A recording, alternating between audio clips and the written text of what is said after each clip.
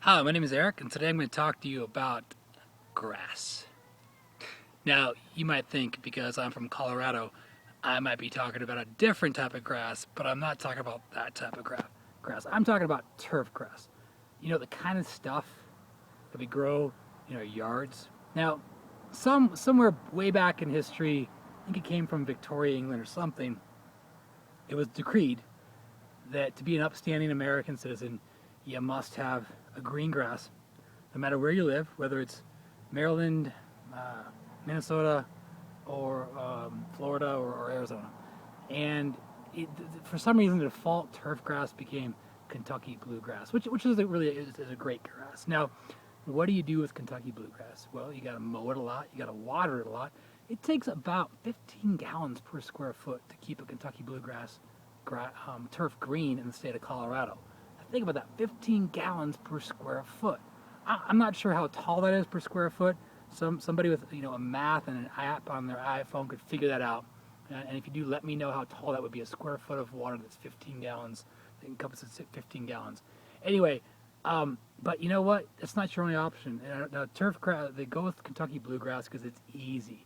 You can roll it out in the sod and just roll it out in a carpet, and it grows and it looks good and it greens up early. But it's high maintenance. What do you got to do in addition to water? Well, you got to mow it, right? Because it grows and it'll grow pretty tall. Most HOAs, most cities have an ordinance that you can't grow above a certain amount, or you got to mow it. So then you're mowing, and in the growing season, you're watering, and you're mowing, and you're watering, and you're mowing. And guess what? You got to aerate too in the spring because Kentucky bluegrass is a rhizome type grass, which means it propagates in addition to seed by sending out these like runner things called rhizomes that go under the soil. So you poke the hole in the ground, gives up space to grow. So you got to do the aeration. Additionally, you got to fertilize it a lot. And guess what? Other thing is, you can spray a lot of chemicals on it to kill broadleaf weeds.